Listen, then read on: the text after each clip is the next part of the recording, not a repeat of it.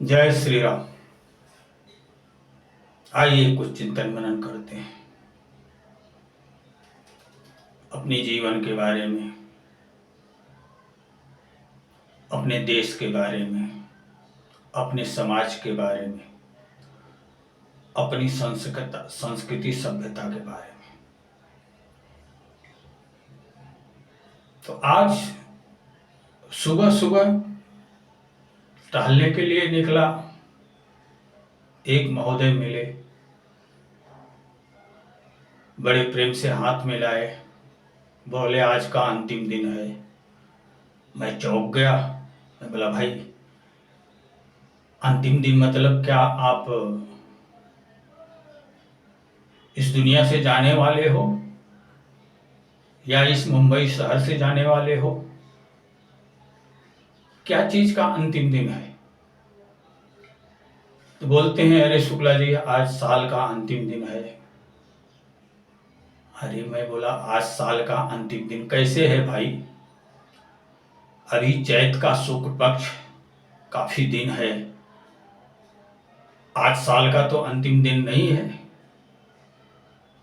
आप जीवन भर एक भारतीय नागरिक बनकर के जिए और इतनी बड़ी विदेशी छाप आप पर पड़ गई कि आप विदेशी नए वर्ष को अपना भी मानने लगे।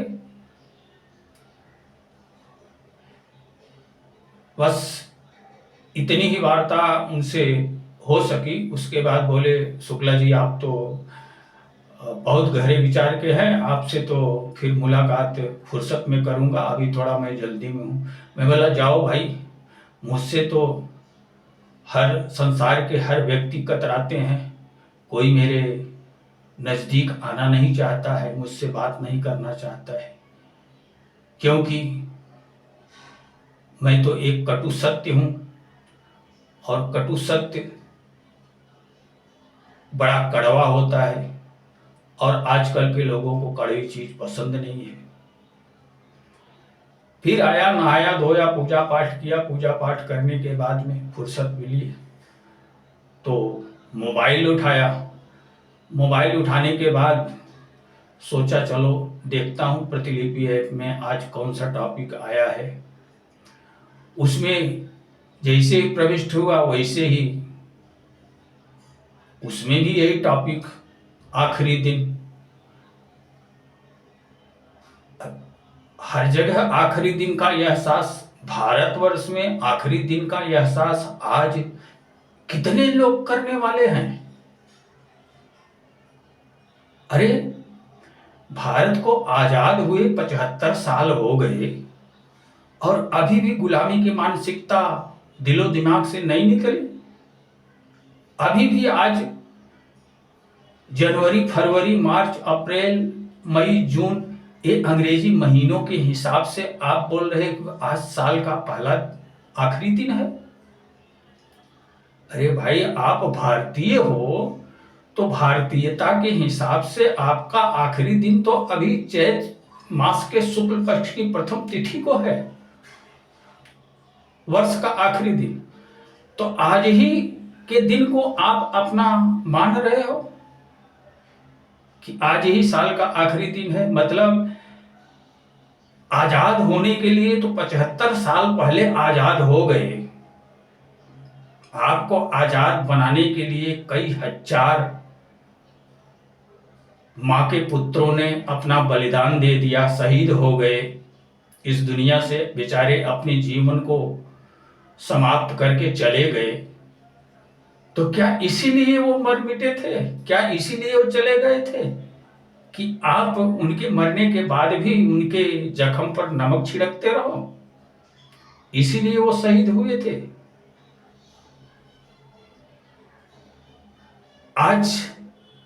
आज देखो तो अंग्रेजी स्कूलों के सामने भीड़ लगी रहती है। अपने बच्चों का दाखला कराने के लिए लोग पागल हुए रहते हैं, चाहे जितना पैसा देना पड़े, चाहे जो कुछ हो। मेरा बेटा साहब बनना चाहिए, बस एक ही शर्त है, हो सकेगा तो मैं अपनी जगह जमीन घर द्वार बेच करके भी अपने बीवी का आभूषण भी गिरवी रख दूंगा, लेकिन अपने बेटों को साहब बनाऊंगा। और वो बेटा साहब बनने के बाद क्या सिला देगा? जब तुम्हारे शरीर में शक्ति नहीं रहेगी, ये शरीर वृद्ध हो जाएगा, उस दिन वो आपका बेटा जवान होगा और वो किसी भी द्विजात से शादी करके वो आनंद लूटता रहेगा और तुम्हारी सेवा की जगह वो कुछ कागज के टुकड़ों को फेंक करके तुम्हें ले जाकर के वृद्धाश्रम में डाल देगा। वहीं घुट घुट करके जियो, घुट घुट करके मरो। मर जाने के बाद अगर थोड़ा कुछ सूझबूझ वाला रहेगा, समझदार रहेगा, तो आकर के तुम्हारा क्रियाक्रम कर देगा। और अगर वो नितांत आधुनिकतावादी बन गया रहेगा तो वो भी छोड़ देगा। है जाने दो, वो भी तो ढकोसला ही है, क्रियाक्रम भी तो ढकोसला है। वो तो भारतीय सभ्यता संस्कृति सब ढकोसला है। क्या करने का? वो मर गया तो मर गया, बात खत्म हो गई। अभी कौन सा क्रियाक्रम करने का, क्या करने का? छोड़ो, हटाओ, जाने दो, मर गया सो मर गया। पड़ोसी को थोड़ा पैसा भेज देगा, बोलेगा ठीक है भाई, मेरे माँ बाप को ले जा करके शमशान घाट में फूंक दो, बस जीवन लीला समाप्त हो गई। हमको फुर्सत नहीं है, हमको फुर्सत नहीं है माँ बाप के पास आने के लिए। मैं अपने आप में मस्त हूं। उसी तरह का बेटा बनाने के लिए तुम बड़े लालायित हो ना। क्या मानसिकता है। अच्छी बात है, अच्छी बात है। आज भारत विकसित राष्ट्र बन रहा है ना, तो आप भी जरूरत से कुछ ज्यादा विकसित हो गए हो। इतना उन्नत हो गए हो कि खुद को भूल गए हो, अपनी खुद की सभ्यता संस्कृति को भूल गए हो। पराई सभ्यता संस्कृति आपको प्यारी लगने लगी है। आप इतने ज्यादा उन्नत हो गए हो। लेकिन एक कड़वा सच ये है कि आप उन्नत नहीं हो।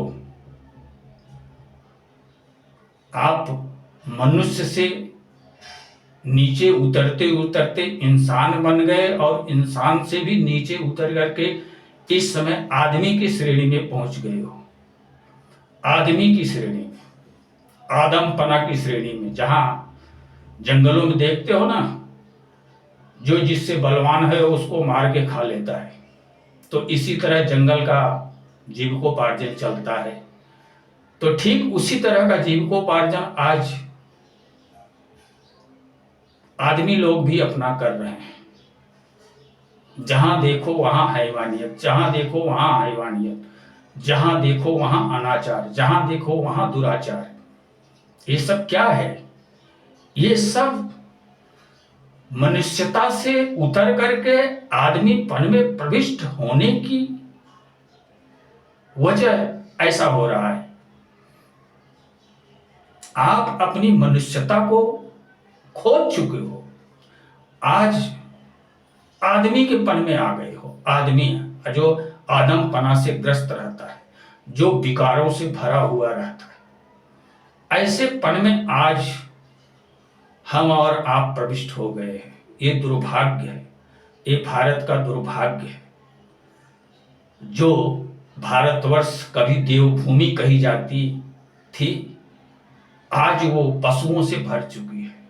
यहां आज नर पशु भर चुके हैं। यहां खोजने से, बहुत प्रयास करने के बाद शायद हो सके कि कहीं एक आध मनुष्य देखने को, दर्शन करने को मिल जाए। नहीं तो वो भी निश्चित नहीं है कि मनुष्य का दर्शन मिल ही जाएगा। यहां आदमी और इंसान भरे पड़े हैं। एक खोजो तो लाखों मिलेंगे। लेकिन मनुष्य खोजने में बड़ी दिक्कत है। आज मनुष्य खोजने से भी नहीं मिलते।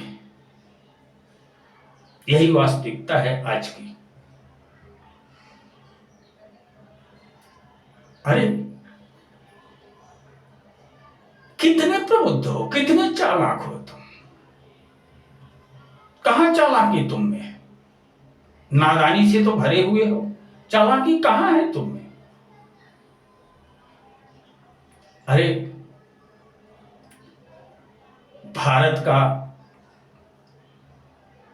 इतिहास इतना उज्जवल, इतना दिव्य, इतना गौरवमयी, इतना महिमामयी,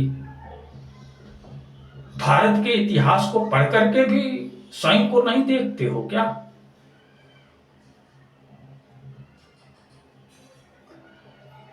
द्वापर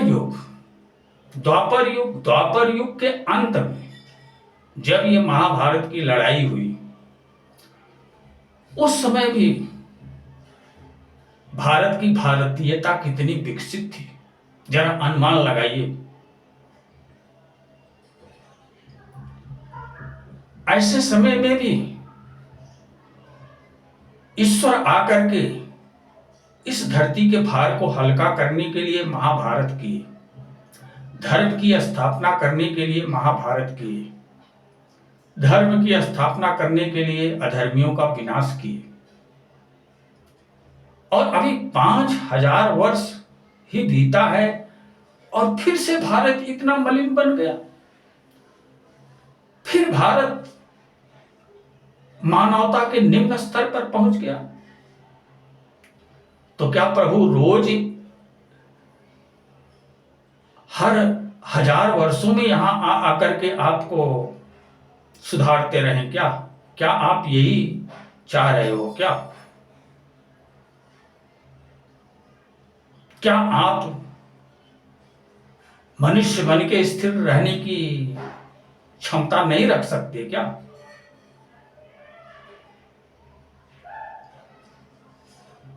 अभी 4वीं-5वीं सदी तक भारत इतना समृद्धशाली था, इतना समृद्धशाली था कि पूरे विश्व में भारत की जीडीपी बहुत ऊंचे स्तर तक थी, सुखी था, संपन्न था। 5वीं-6ठी शताब्दी से मुगल आक्रांता आए और पूरी संपन्नता को लूट करके देश को कंगाल बना दिया। और आर्थिक रूप से ही नहीं कंगाल बनाए, चारित्रिक रूप से भी कंगाल बना दिए। वो क्या किए, बहुत सारे भारतीयों को टोपी पहनाकर चले गए, अपना अनुयायी बनाकर चले गए। कुछ भारतीय लोग तो उस रास्ते पर चल करके आनंद विभोर हो गए, मगन हो गए। 500-600 साल तक वो टोपी पहनाते रहे और बहुत सारे भारतीयों को, बहुत सारे भारत के हिंदुओं को टोपी पहना करके वो अपना अनुयायी बनाए और लूटे खाए, मौज मस्ती किए और यहां से चले गए। वो जो करने आए थे वो अपना कर धर के चले गए। उसके बाद ब्रिटिश हुकूमत आई, वो भी 200 साल तक राज किया। वो भी जी भर के लूटा खाया और लोगों को अपनी टोपी पहना दिया। उसमें भी बहुत सारे भारतीय उनके जात धर्म की टोपी पहन करके उनके अनुगामी बन गए। जब भारत में उपद्रव हुआ कि हमें स्वाधीनता चाहिए, हमें पराधीनता स्वीकार नहीं है, जब पिछवाड़े पे सोटा पड़ने लगा खदेड़ खदेड़ के, जैसे एक चरवाहा है वो सैकड़ों गाय भैंस को चराने के लिए लेके जाता है तो लाठी से उनको कंट्रोल करता है, क्योंकि वो बात तो समझते नहीं जानवर लोग। तो जो जानवर ज्यादा बदमाशी करता है, इधर उधर अगल बगल होकर के खेतों में मुंह मारता है, उसको वो 2-4 लाठी मारता है, मार करके उसको समझाता है कि ऐसी बदमाशी करेगा तो लाठी लाठी से पीट करके तुझे जो है सुधारूंगा। तो ठीक उसी तरह अभी ब्रिटिश हुकूमत भी भारतीयों को लाठी मार मार के जानवरों की तरह बहोर रही थी। तो उनको यहां से उखाड़ फेंकने के लिए बहुत से, जिन पुत्रों को मां जनी, पाली पोसी, जवान बनाई, वो पुत्र उन चरवाहों को भगाने के लिए उनसे संघर्ष करते हुए शहीद हो गए। कई हजार की संख्या में वो शहीद हो गए और वो चरवाहे चराना छोड़ करके इस देश से चले गए। लेकिन उन चरवाहों की विचारधारा से बहुत लोग उनके स्वामी भक्त बन गए। कुछ भारत के लोग इस तरह से विभाजित हो गए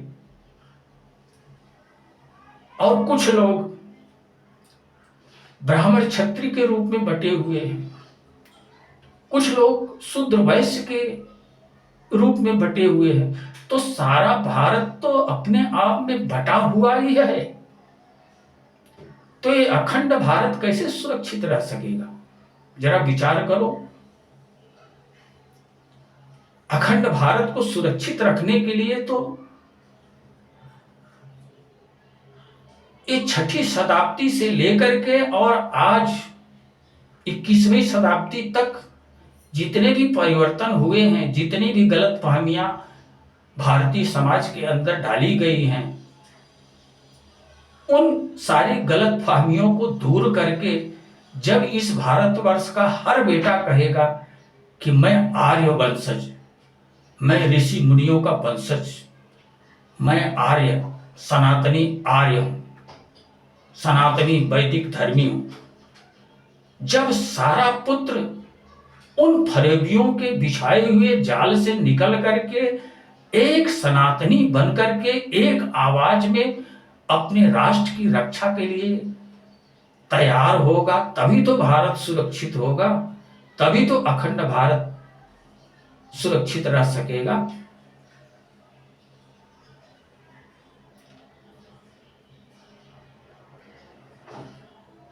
अरे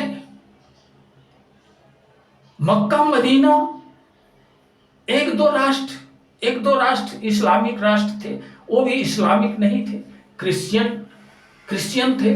क्रिश्चियन से ही वहां इस्लाम का जन्म हुआ और इस्लाम का जन्म एक दो देश में हुआ था और वो तलवार के बल से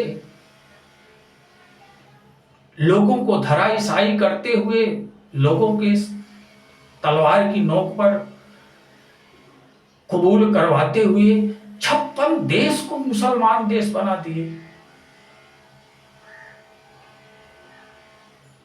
56 देश मुसलमान के हो गए, 2 से 56 हो गए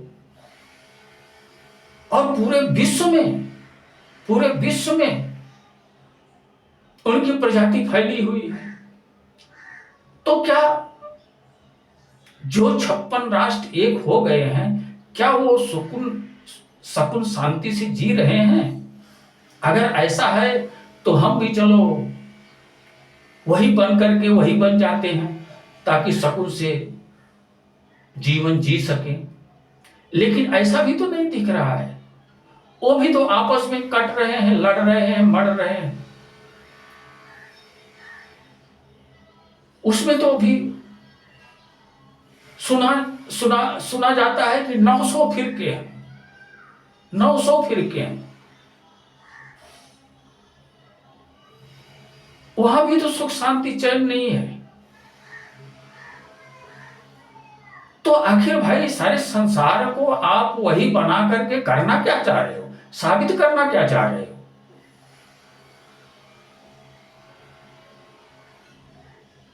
क्या और सभ्यता उपवन में एक ही तरह का फूल खिला हुआ रहता है क्या? सब रंग बिरंगे फूल नहीं रहते हैं क्या? रंग बिरंगे फूलों से उपवन सुंदर नहीं लगता है क्या? सारे उपवन में एक ही तरह के फूल होने चाहिए क्या? लाल, हरा, नीला, पीला, बैगनी, बसंती, ये ये सारे प्रजातियों का क्या होगा? ये सारी प्रजातियों को लुप्त करने पर क्यों तुले हुए हो? चमन को खिले रहने दो ना। ये तो उस विधाता का चमन है। कुछ दिन के लिए यहां मुसाफिर के रूप में आए हो, जी लो, जी करके चले जाओ। क्यों अपने तरह से इस संसार को मोड़ना चाह रहे हो? ये संसार जिसका है उसका ही रहने दो ना। इस संसार को अपना क्यों बनाना चाह रहे हो? क्या अपना बना करके तुम यहां स्थिर रह सकते हो क्या? क्या मौत को झुठला सकते हो क्या? क्या बचपन से काया में जो परिवर्तन होते होते वृद्धपन आ रहा है उसको रोक सकते हो क्या? क्या सांस के बिना भी जीवन जी सकते हो क्या? क्या आकाश के बिना भी चल फिर सकते हो क्या?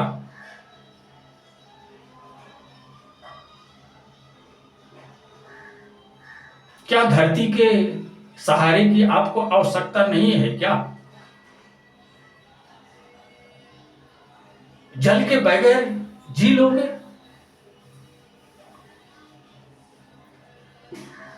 अरे भाई, जीवन की एक मर्यादा है, उस मर्यादा के अंदर रहो। कौवा ज्यादा चालाक बनता है तो वो रोड का कचरा खाना शुरू कर देता है। इतने चालाक, इतने अधिक चालाक मत बन जाओ कि कचरा खाना प्रारंभ कर दो। कम से कम वैसे बन के रहो कि वन में आपके लिए सुंदर पका हुआ फल इंतजार करता रहे कि कोई प्रभु रूप में पक्षी आए और हमें खा करके हमारे जीवन को धन्य बनाए। ऐसे भोले भाले लोगों की भी तो आवश्यकता है इस संसार में। सब कौवे ही बनना चाह रहे हो, सब कौवे बनना चाहते हो। हंस, मोर, तोता, तरह तरह की प्रजातियां हैं पक्षियों की। क्या उनको सबको मारकर समाप्त कर देना चाहते हो? इस संसार में बस कौवा ही कौवा दिखे, क्या ये धारणा है आपकी? आप स्वयं सोचो, आप स्वयं विचार करो। ये भारतवर्ष जब इस संसार में कोई जाति, कोई धर्म नहीं था, तब से एक वैदिक सभ्यता संस्कृति यहां है। और वो भी किसी इंसानों, आदमियों द्वारा नहीं स्थापित है, और स्वयं ब्रह्म द्वारा स्थापित सभ्यता संस्कृति है। और वही सभ्यता संस्कृति शाश्वत है, सत्य है, सनातन है, और वही रहने वाली है। कितना भी प्रयास कर लो, कितना भी मानवता को मिटा लो, लेकिन उसे मिटाने की सामर्थ्य किसी में है नहीं। वैसे लोग मिटते हुए नजर आ रहे हैं, वो अलग बात है, लेकिन एक दिन अपने पन की तरफ अवश्य वापस होना होगा। अगर स्वयं को मानव समझते हो तो। अगर स्वयं को मानव नहीं समझते हो तो कहीं भी जा सकते हो, किसी भी अधः गर्त में गिर करके अपनी जीवन लीला को समाप्त कर सकते हो। लेकिन एक चीज याद रखो, जहां मानवता है, सुख, शांति, आनंद वहीं पर है। जहां मानवता नहीं है, वहां अशांति का वातावरण है, भय का वातावरण है, आक्रोश का वातावरण है, विपदाओं का वातावरण है, जीविकोपार्जन के अभाव का वातावरण है।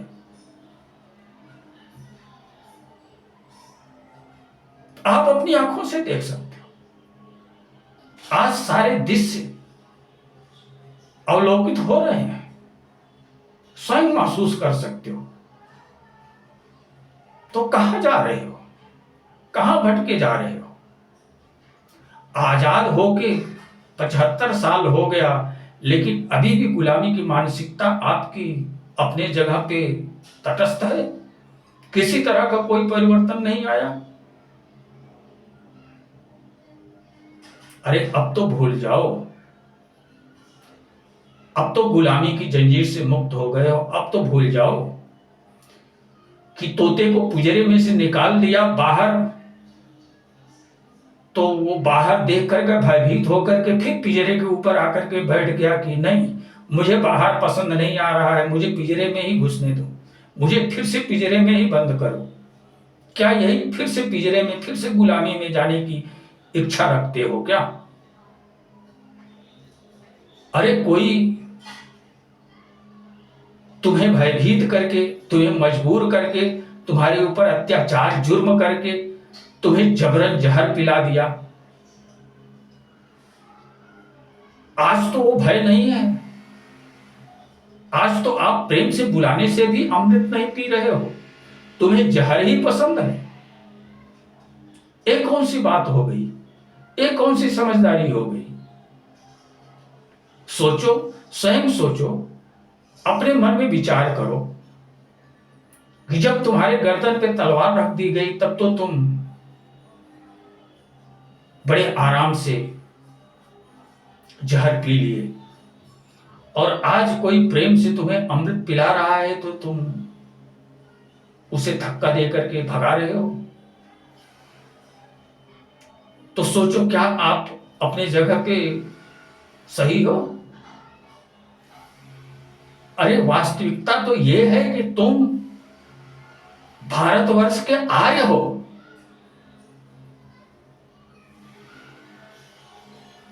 तुम्हें छद्म छद्म रूप से विभाजित करके तुम्हें गुलाम बनाने के लिए विदेशियों ने तुम्हें पराधीन करके रखा, मजबूर करके रखा, लाचार करके रखा।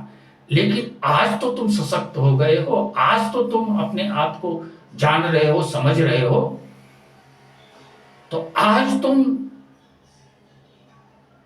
अपने वास्तविकपन को धारण करके अपने राष्ट्र के अभय नागरिक क्यों नहीं बन रहे हो? कौन सी समझदारी दिखा रहे हो? कौन से छल कपट में खोए हुए हो? कौन सा इंद्र का सिंहासन मिलने वाला है तुमको? अरे वही तो होने वाला है ना, जो हो रहा है, जो होते दिख रहा है वही तो होगा ना। उससे ज्यादा और क्या होगा? क्या जंगल राज स्थापित करने के ही पक्षधर हो? सोचो, विचार करो। वैसे तो होगा वही जो वो चाहेगा, जो हृदय में बैठा है, जो सबके भाव और कुभाव को देख रहा है, समझ रहा है और उसी के हिसाब से उसको गति भी प्रदान कर रहा है। होगा तो वही जो वो चाहेगा। लेकिन हम और आप उसके विपरीत चाह करके उसके शत्रु क्यों बन रहे हैं? क्या उसके जो शत्रु बनते हैं उनका भला संभव है क्या? राम एक नहीं नर भूपाला, भुवनेश्वर कालम कर काला। वो 3 लोक 14 भुवन का मालिक है, काल का भी काल है। उसके सामने काल भी हाथ जोड़ करके खड़ा रहता है। ओ शक्ति है जिसमें इतना कर्षण है कि असंख्य ग्रह उपग्रह उसके चारों तरफ चक्कर लगाते रहते हैं, उसके पीछे पीछे चलते रहते हैं। और जो उसके पीछे चलना छोड़ देते हैं वो इस अनंत ब्रह्मांड में कहां गुम हो जाते हैं, उनका कुछ भी पता नहीं रहता है। कहां कहां जाकर के कहां खो गए, उनका कुछ अता पता ही नहीं रहता है। जो उसके पीछे पीछे चल रहे हैं वही ब्रह्मांड सुरक्षित हैं और वही ब्रह्मांड दृष्टिगोचर भी होते हैं आकाश गंगा में। लेकिन जो ब्रह्मांड उसका अनुकरण करना छोड़ करके अन्यत्र भटकने की कोशिश करते हैं, वो इस अनंत अखंड ब्रह्मांड में कहां लुप्त हो जाते हैं, उसका कुछ पता भी नहीं चलता है। उसके अंदर इतनी बड़ी कर्षण शक्ति है, इसलिए उसका नाम कृष्ण है।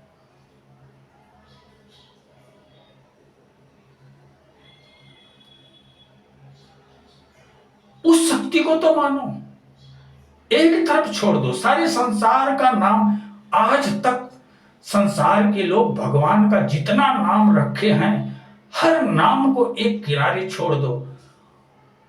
वो शक्ति तो अनाम है, उसका तो कोई नाम ही नहीं है। ये तो संसार वाले अपनी पसंद से उसका नाम रख दिए, उसका तो कोई नाम ही नहीं हो, वो तो अनाम है। लेकिन है,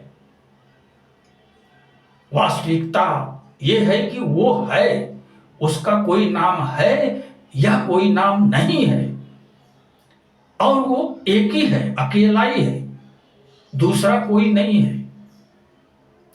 वो एक है, आवश्यकता पड़ने पर अनेक भी बन जाता है और आवश्यकता पड़ने पर अनंत भी बन जाता है। वो ऐसा जादूगर है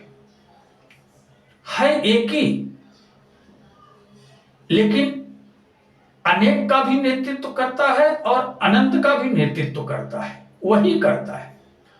सबको मुट्ठी में वही रखता है। वो एक है, अनेक है, अनंत है।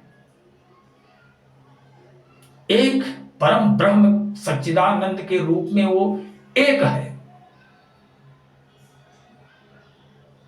ब्रह्मा विष्णु महेश राम कृष्ण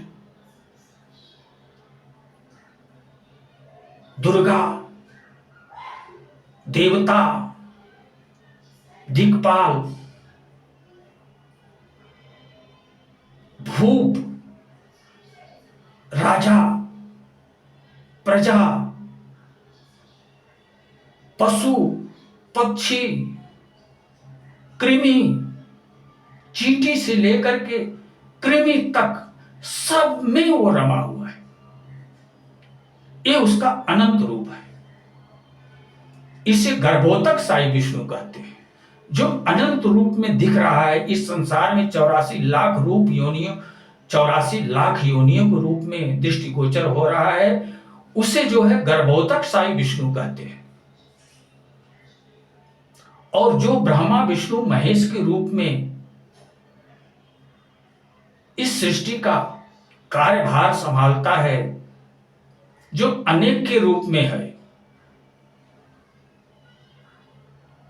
जो देवी देवता के रूप में है, जो त्रिदेव के रूप में है, और अनेक की श्रेणी में क्षीरोदक साई विष्णु के रूप में स्थित है।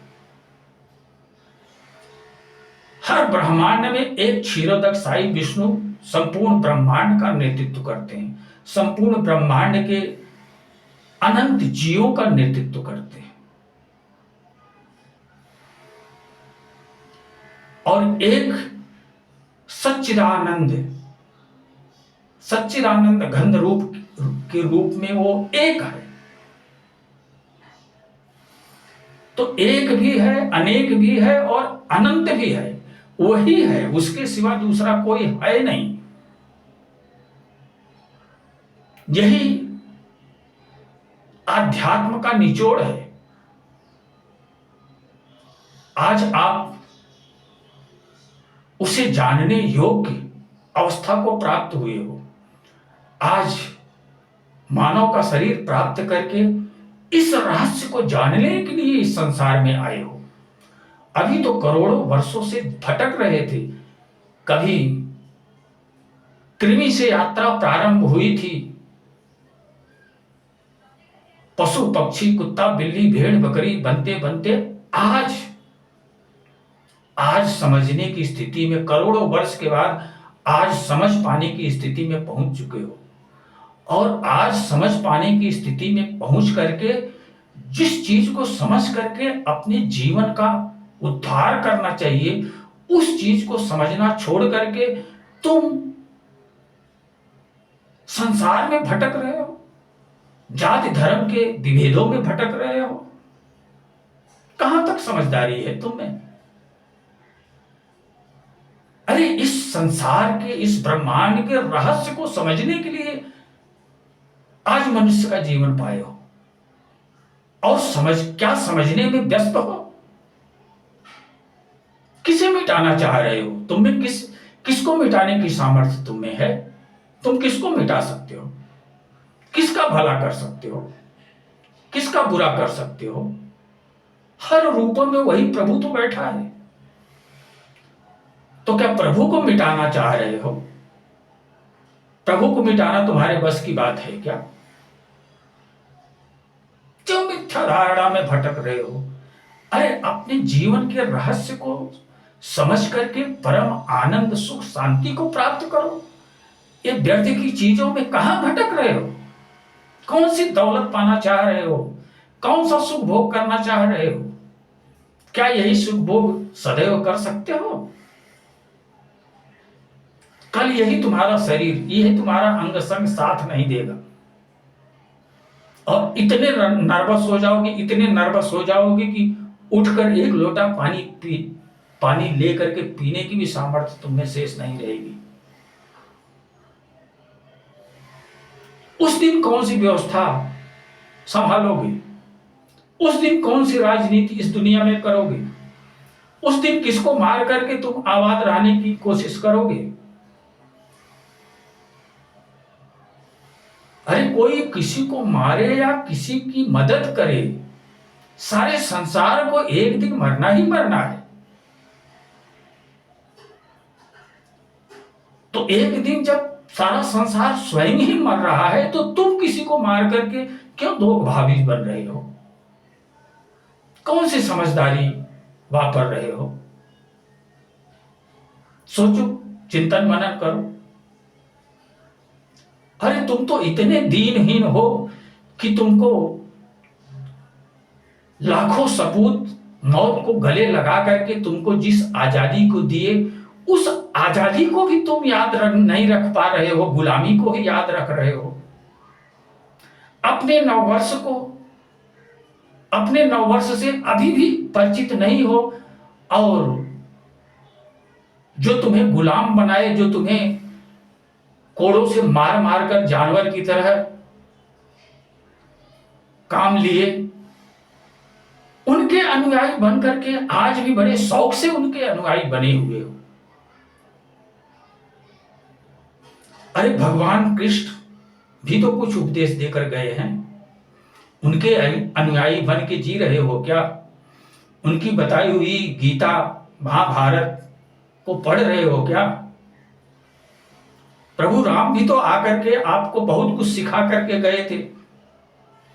रामायण में रीति धृति परमार्थ स्वार्थ हर चीज का परिचय भरा पड़ा हुआ है। लेकिन क्या रामचरितमानस को पढ़ करके अपने भारतीयता को समझने का कभी प्रयास करते हो क्या?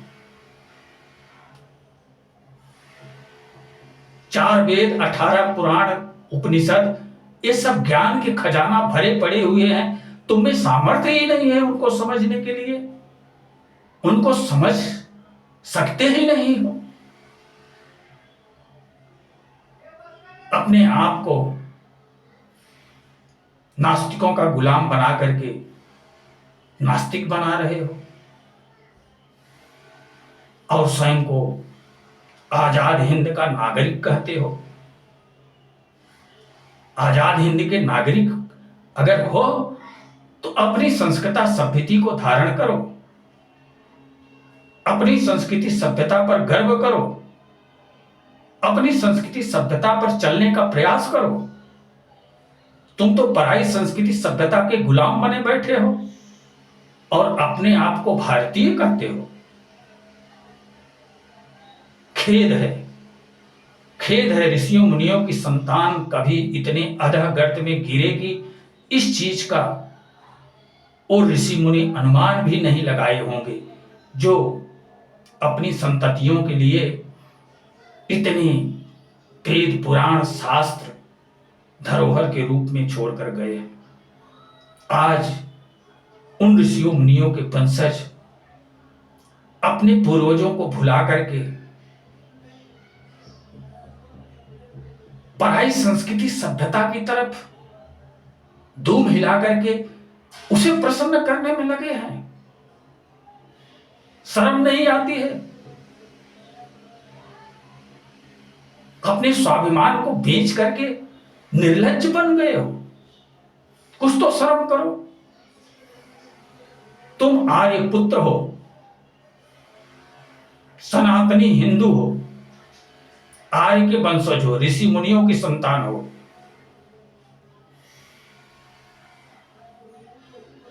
तुम मुसलमान नहीं हो, तुम क्रिश्चियन नहीं हो,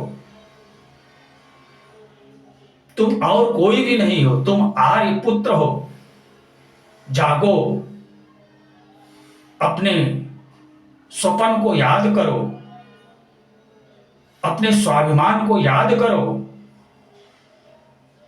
और अपनी सभ्यता की तरफ संस्कृति सभ्यता की तरफ लौटो और उस पर अमल करो और अपने आजाद भारत में आजाद बनकर के जीविकोपार्जन करो। यह दृष्टिकोण तुम्हारा होना चाहिए।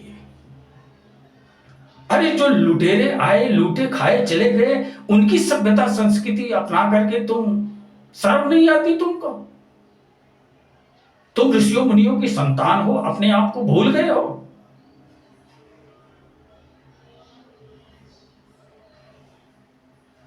अपनी मानवता के राह पर आओ। सारा संसार ये जान रहा है कि तुम आर्य पुत्र हो, सनातन धर्म के अनुयायी हो। सारा विश्व ये जान रहा है। अगर आज कुछ और बनने का प्रयास करोगे तो संसार में मात्र उपहास के पात्र ही बन के रह जाओगे। इसके अलावा आपकी कोई अहमियत शेष नहीं रहेगी इस पूरे संसार में। अपनी वास्तविकता को स्वीकार करो, अपने स्वरूप में जागो और अपने सहज भाव में स्थिर होकर के स्वयं को देखो, जानो, समझो और अपने जीवन का उद्धार करो। तुम्हारे जीवन का लक्ष्य वो है, तुम्हारे जीवन का लक्ष्य ये नहीं है जो 70 तरह की पार्टियां बना करके तुम लोग आपस में लड़ रहे हो, एक दूसरे को लड़ रहे हो। अरे जितने भोग के भूखे हो उतने योग के भूखे अगर होते तो तुम्हारा उद्धार हो जाता।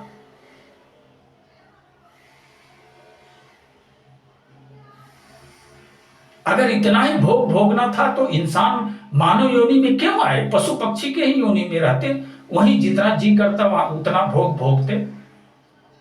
आज दुर्लभ मानव जीवन को प्राप्त करके भी तुम भोग के लिए मरे जा रहे हो, जबकि ये जीवन योग से तुम्हारा सार्थक बनने वाला है, योग से पूर्ण बनने वाला है। उस योग से कोसों कोसों दूर होकर के जी रहे हो।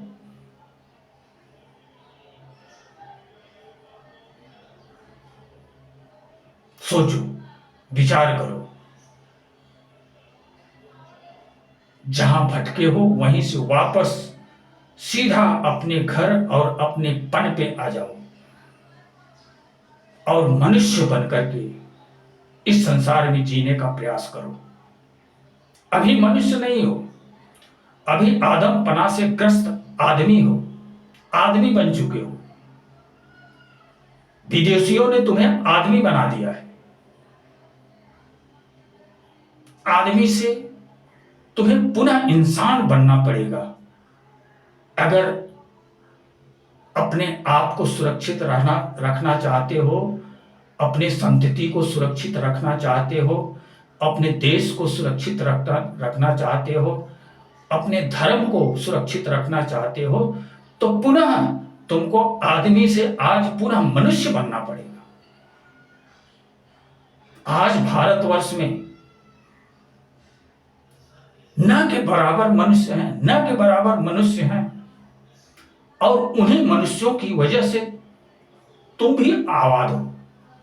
जिस दिन वो मनुष्य मिट जाएंगे इस भारत से, उस दिन फिर तुम जानवर की तरह, तुम्हें विदेशी लोग पिछवाड़े पे डंडा मार मार के पशु की तरह खदेड़ खदेड़ के मारेंगे, और जब जिन्हें आएगा तब तुमको काट के खाते रहेंगे। तुमको इसलिए पालेंगे कि क्योंकि तुमको बारी बारी से वो काट करके जीविकोपार्जन के लिए, खाने के लिए तुमको पाल के रखेंगे। ये दशा तुम्हारी होने वाली है अगर तुम जागे नहीं तो। सोचो, समझो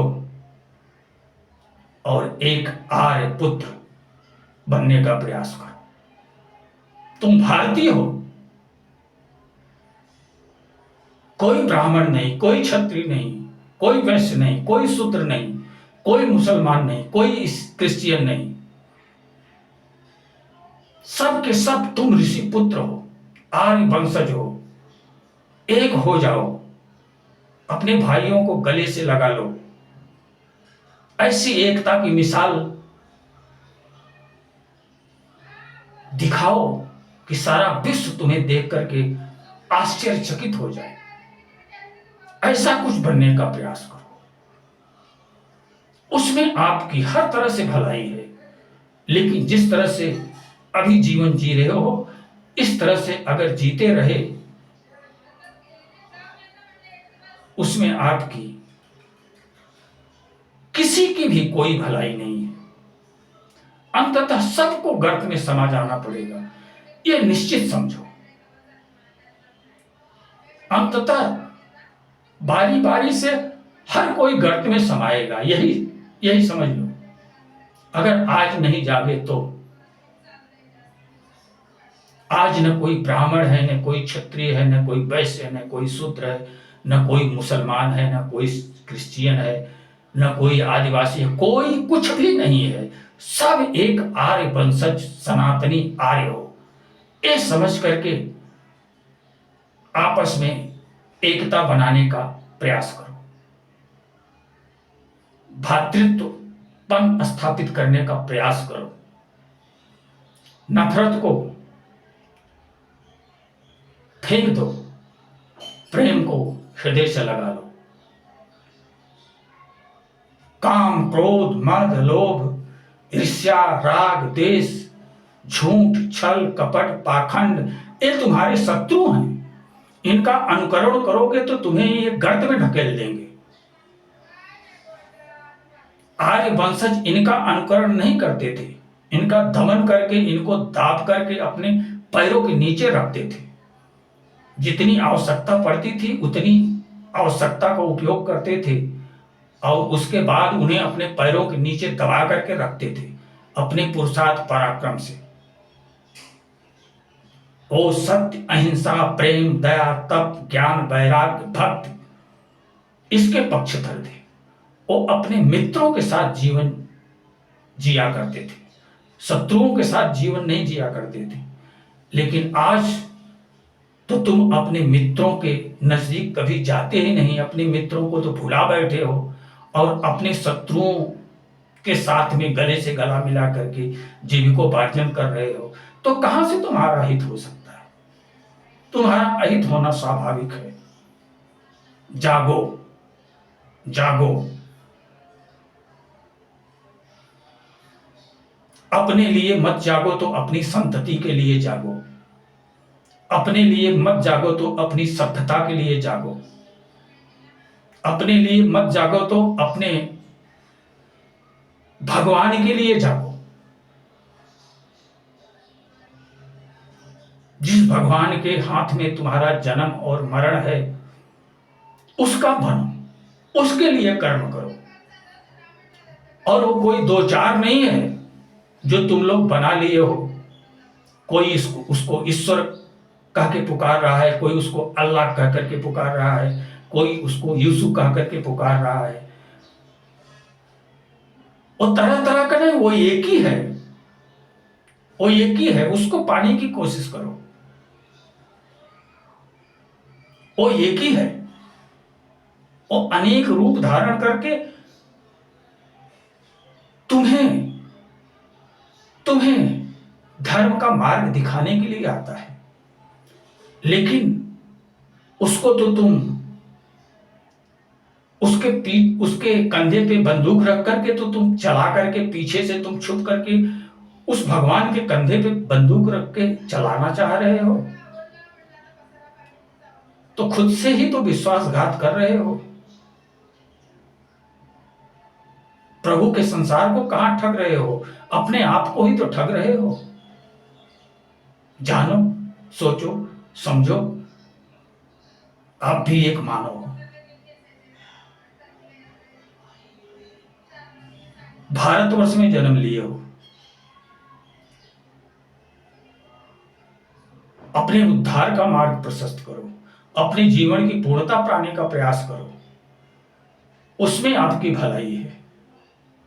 इस कीचड़ में लौटने से आपकी भलाई कभी संभव नहीं हो सकती। तो इसी के साथ अब मैं अपनी वाणी को विराम देना चाहूंगा।